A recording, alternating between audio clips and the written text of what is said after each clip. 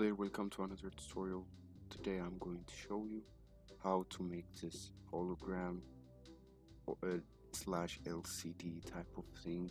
Like I've been using this for the last 3 or 4 renders, so I hope you like it and this will be helpful. If you are new for this channel, do not forget to subscribe and like this video. Show me support and love. So let's get started. So first let's make something that looks like a screen, which is a plane. So now everything that we're going to do is on the shading place or the texturing place. So add a new material and let's go to render view.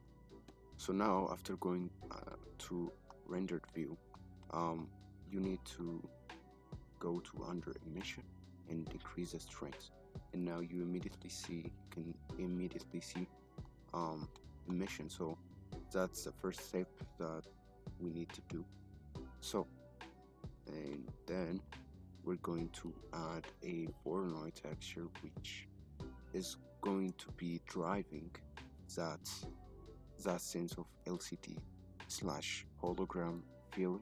So Control Shift click on the Voronoi texture. If you got it, like if you got no response in doing this, go to Edit, Preferences, under Add-ons, search for Node Wrangler and enable it, and yeah, it will work for you. So after doing this, now what you need to do is play around with this thing. But first we need to change this randomness value to 0. So the randomness, while the randomness is 0, as you can see here, it gets straight. So to define that more, we need a color ramp. So put that in there, and when you increase the contrast or when you bring out the black value, you can see those circles. So that we actually want. So but we need them to be flipped. So drag the white out like this, and also make the blacks around the middle. Also, we don't need them to be on the outside or at the ends. So increase the contrast, and as you can see here, we've got our thing. Now the thing is, you can increase this or decrease this, but if you don't want any gradual thing, like if you want just constant differences, change this to constant, and like as you can see here, it will be changed to something that's solid, not radiation. So if you want those circles to be like smaller, you can just pull that black value in, so you get something like this. So that should be good. So let's increase the scale to maybe 50. 50 looks, it's too much, so maybe 15 for now. That should be good. So now we're going to add an image and then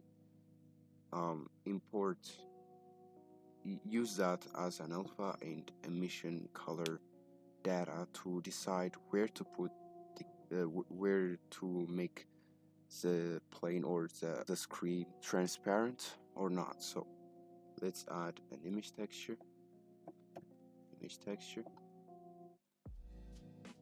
and then browse for an image texture. So after getting an image that you decided to use, now what you can do is you need to UV unwrap the whole plane or the mesh that you're overall using. So AUCQ projection would work perfectly. Let me bring the UV editor window and select your image, and yeah, you can scale or scale down things as you want. So now the thing what that we're going to do is to fix this Voronoi texture with this um, image texture and bind them as one, and then put that into the alpha channel and the color channel also. So first, we don't actually need the Voronoi texture to be in the color, so we just need to plug this into the color of the emission. After doing that, you'll get, yeah, what you expect. The principal base day of emission is derived by this image texture. So add a color ramp for the image texture, and let's preview that. And now this is black and white image. So after doing that, bring the black values like this to crunch it all, and also you can make also the white come to here. For now this works, I guess. So after doing this, now we're going to multiply those color ramps and yeah, use that as an alpha channel to decide between um, where to put the transparent thing and where to not. So Control Shift right click, drag to mix between those. If not, if you didn't get that, add a mix color node, bring that into the A and this to the B. Now let's preview that, and yeah, it's kind of messy, but we need to change this from mix to multiply, and let's drag this to a factor of 1, and now you get something that makes sense. Like this actually makes sense for an LED or hologram thing.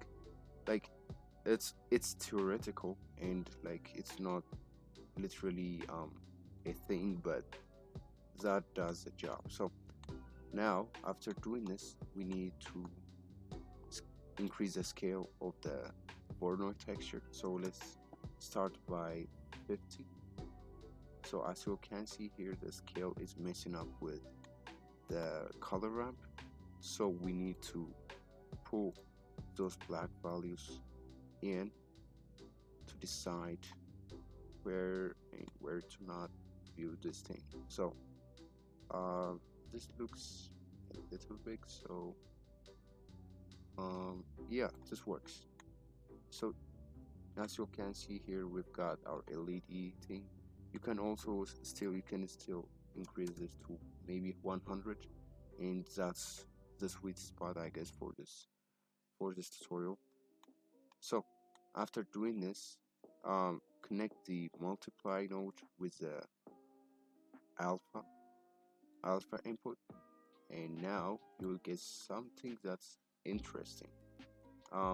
But yeah, mostly the color isn't that much interesting, like of the actual image. Oh, I didn't connect it, so my bad. Connect that into the color, and still, like, it's not very interesting. So you could multiply this with a mixed color and give it some feeling. Multiply that and change this color to something like this, increase the factor, and voila, you got something that makes sense. So let's increase this strength, and now yeah, you could add a plate here as a ground to reflect off this thing, and yeah, we've got this LED thing. So it's you could use this as like in the asset browser for more comfortability to use it more in your projects. So I guess that's it. I hope you learned something. Thanks for watching, and I'll see you in the next one. Peace out.